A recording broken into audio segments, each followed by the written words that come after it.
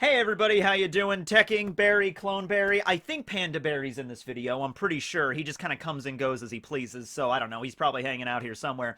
At any rate, today's video is going to be based entirely off of a mistake that I made in the last review. That'll be chapter 1008 of One Piece, so spoilers for those of you that are inclined. Okay, so in the chapter, there's a scene with Yamato and Momonosuke. Shinobu was there as well, but she's not relevant to this conversation, okay? There was a line of dialogue in the chapter, and it was actually something said by Momo, but I actually mistook it as something said by Yamato, okay? And the line of dialogue was they were talking about Momonosuke's dragon ability, being able to transform, you know, with the artificial devil fruit that Vegapunk created that he ate on Punk Hazard, right? And Momo actually said that I wish I could turn into a large dragon like Kaido in order to actually fight in this battle. Like, you know, I'm not just like this weak, pathetic little kid. I wish I could turn into a giant dragon and have the breath weapons like Kaido could, and then I can actually help out Luffy and everybody, okay?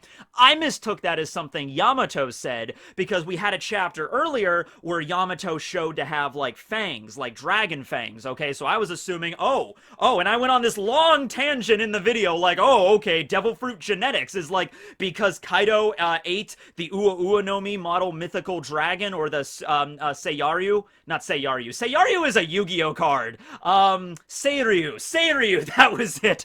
Seiryu, Seiryu, same basic premise, right? But I assumed, like, because Kaido had that fruit, and then later on, you know, met somebody, I'm not exactly sure who Yamato's mother is, but had Yamato, and because Kaido had the dragon powers, therefore, genetically, Yamato also received some of the dragon powers, alright? And that got me going down a long tangent, and then after I put up the review, people were like, yeah, Tekking, that's all swell, but, you know it was Momo that said that, not Yamato. Yamato did not imply being able to turn into a dragon like Kaido. That was Momo lamenting that he could not turn into a giant dragon like Kaido. I'm like, okay, I see your point, but, well, we've already opened this gate, so let's just walk on through. But you know what? This all works out anyway, because I get comments every now and then. They're not too frequent, but every now and then I get a comment asking me, like, what would happen if, like, a child's parent was a devil fruit user? Would that child, therefore, receive some sort of devil fruit power or some sort of variation thereof because their parent was a devil fruit user? And normally I would say no, that's not how it works. And I don't think there's anything in the series that's like directly showing us that that's how it works. The only thing I can actually think of right off the gate is the fact that Yamato does have the fangs, and Kaido is, you know, Yamato's father, so that might have something to do with it. I'm not sure. That might have something else to go on with Yamato involving maybe artificial devil fruits in some way. I'm not really sure. Also, the fact that, like, all of the high-ranking members of Kaido's Beast Pirates have some variation of Ancient Zone. The Tobiropo all have Ancient Zones. Queen, King have Ancient Zone. Well, Jack does too. It's just not a dinosaur or a pterosaur. It's a mammoth, but it's still an Ancient Zone. So maybe Yamato has an Ancient Zone as well. We're just not exactly sure. But, let's talk about this today, because this is an interesting premise, okay? So, first thing is, I went through all of the different characters in One Piece that are confirmed to have devil fruits and are also confirmed to have children, okay? There's actually a few more than I thought, because Oda doesn't usually go into a lot of detail with that, but there are a few characters that, you know, have devil fruits and are confirmed to have children, okay? So first off, we got Big Mom with her 85 kids, and then we have Kaido with Yamato. Okay, we already know about those. Then we have Beiji, Capone Beiji, who has Pez with Chiffon. So there you go. He has the power of the Shiro Shiro no Mi, the Castle fruit. We have Senor Pink, who had the power of the Swim fruit, and Senor Pink, in one of the saddest backstories of One Piece, had Gimlet, who was the child of Lucian and Senor Pink, and they're both not around anymore. Senor Pink's the only survivor from that tragedy, so, still a devil fruit user that had a child, though, although I'm not 100% sure if Senor Pink had the swim fruit back then, but I put it down anyway because we did know about that. And then, of course, we have Toki. We have Toki Amatsuki, or Toki Kozuki, after she marries Odin, and Toki had Momo and Hiyori, alright? So, that's pretty much everybody right there.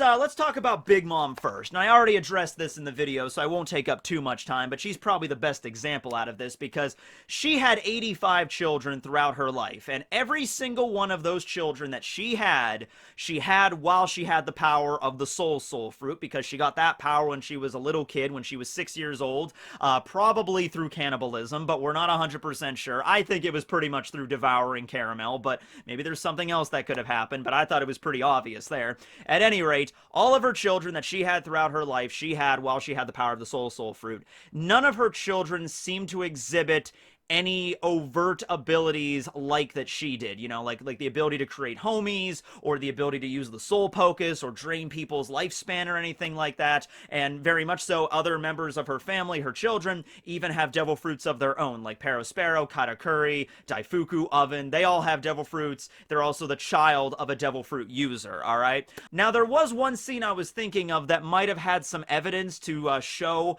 that Big Mom's children maybe had some capacity to use the soul fruit. It was the scene during Totland, at the very beginning of Totland, when Big Mom was in the middle of her hunger pang, the one for the Croquem bush, remember that? And one of her children, Charlotte Moscato, tried to stop her, and so she was in the middle of a rage, so she used her soul pocus to rip out his lifespan, and Moscato apparently died right there, because the dude was already like in his 40s, and she ripped out like a lot of his lifespan, okay? The way I remembered this was because Moscato shows up alive later on in the arc. So the way that I remembered this was that the children of Big Mom, you know, after Big Mom left, after Jinbei, you know, shoved the Croquem bush in her mouth, you know, the children of Big Mom, like Perospero and Montdor and everybody, tried to pick up the lifespan of Moscato, and they couldn't get all of it, but they picked up the lifespan and gave it back to him, so at least he wouldn't die right there. That's the way I remembered it, but that's not actually what happened. What actually happened was, I think it was Montdor ordered the incarnations of Big Mom, those like black blobs of Big Mom's soul that were the ones that actually like took the souls out of the citizens of Totland for like their taxes, you know, every year. I think it's like twice a year they had to do that. So they're the ones that actually gathered together the remnants of Moscato's soul and then gave it back to him. So he probably didn't get all the years back, but he got some of it, so he wouldn't die right away, but his lifespan was cut down quite considerably.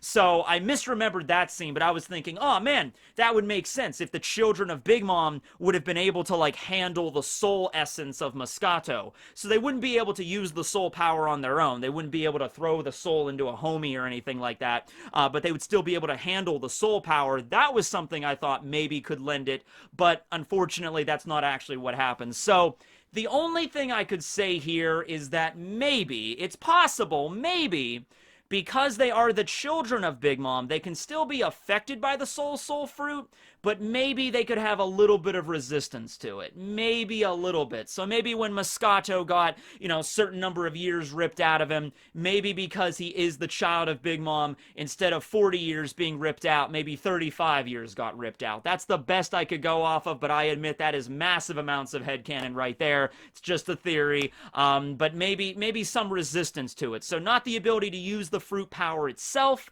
but being able to resist it from their parent. Maybe that's the case, because it was mentioned that devil fruits mess with your lineage factor, so it basically alters your DNA, because that's the same thing. DNA is lineage factor in One Piece. So if a devil fruit can alter your DNA, stands to reason maybe there are some traits that can be passed down to your children because you did consume a devil fruit.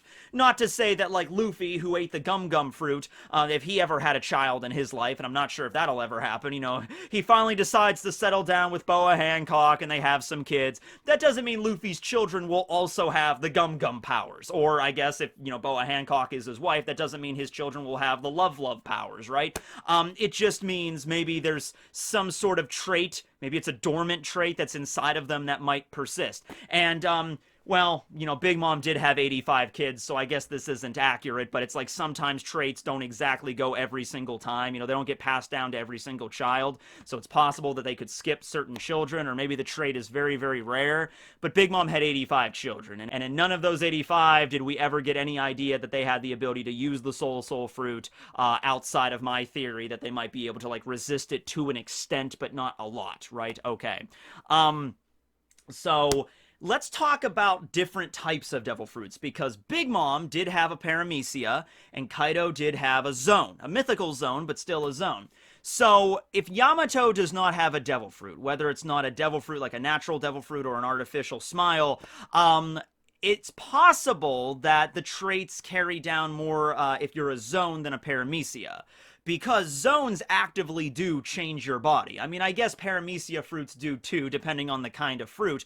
But when it comes to Big Mom, her body was not physically altered or changed because she ate the soul fruit. It was more of an effect that she gained to rip out people's souls, okay? Kaido has the power of the Ua Ua no Mi. He literally transforms into a giant dragon duck fish, okay?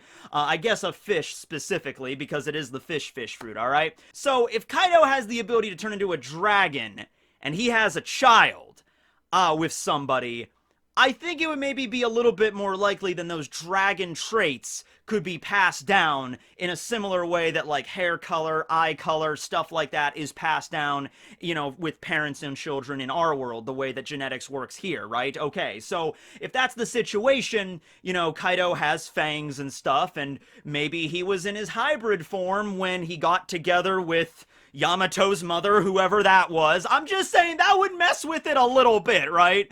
If Kaido meets somebody, don't know who that was, and then Kaido's like, alright, I'm gonna go into my hybrid form, and then night of passion, you know, happens, a night of passion, and then, you know, 9 months later, Yamato is born, and maybe has some fangs or some dragon-like traits. You can see that as a feasibility, right? You can see that as a little bit possible. And the traits that Yamato received from Kaido, if that really was what happened, they wouldn't be, you know, obviously Yamato wouldn't be able to breathe fire and lightning like Kaido. It might just be like the physical traits of a dragon. You know, so when Yamato gets really mad, you know, the dragon fangs come out or whatever, right? Or the claws come out or something like that. Maybe that could be the case. But beyond that, Yamato doesn't have any other powers from the dragon fruit, okay? It's just the physical traits that got passed on because Kaido happened to be in the hybrid form or maybe even in the full dragon form during the Night of Passion. And by the way, in case you're curious, well, how would that work? Kaido being a dragon while it happened? How would that go down? I remind you that Big Mom, one of Big Mom's children, is a Tontada. So that means that Big Mom got together with a Tontada. Big Mom, Tontada. Big Mom, Tontada.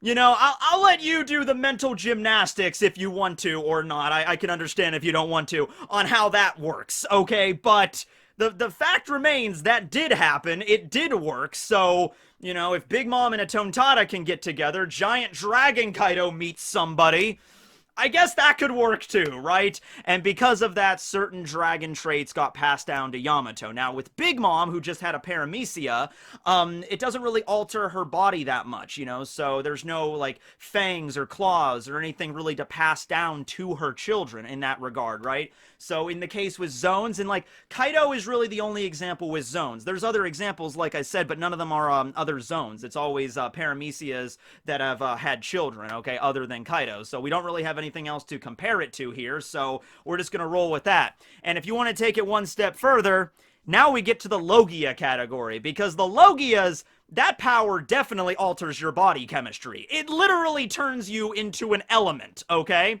And we don't know any Logias that have children, confirmed anyway. I mean, I guess it's possible. All of the admirals are in their 50s, so they could have children, you know, well into their 20s right now, you know, like, Kizaru, Aokiji, Fujitora. Well, Fujitora isn't a Logia, but you know what I mean. Akainu. Akainu could have a, you know, a son or, you know, a daughter somewhere. We just don't know. But, you know, they definitely have the ability to alter their body chemistry. So, like, I don't know, let's say you have Aokiji that has the ability of the Hia no Mi, right? He can turn into ice, or cold more specifically, but he turns into ice. And then you have Monet, who's also a Logia, that has the power of the Yuki no Mi, which is snow. Let's say, you know, they were bending the elements together one night, and how would that work if they had a child? Would the child just be normal? With no traits whatsoever from either the, you know, the Hia no Mi or the Yuki no Mi? Or would they, like, you know, would Monet give birth to, like, I don't know, a Glalie from Pokemon or something? Like, it's like, How would that work? I have no idea, but these are the questions that we are pondering today. For some reason, because I messed up in a review and I mistook one line for one character from another character, and here we are talking about what would happen if Aokiji and Monet, turned into ice and snow respectively, and just kind of swirled around a lot and had a child. So there we go. I mean, yeah.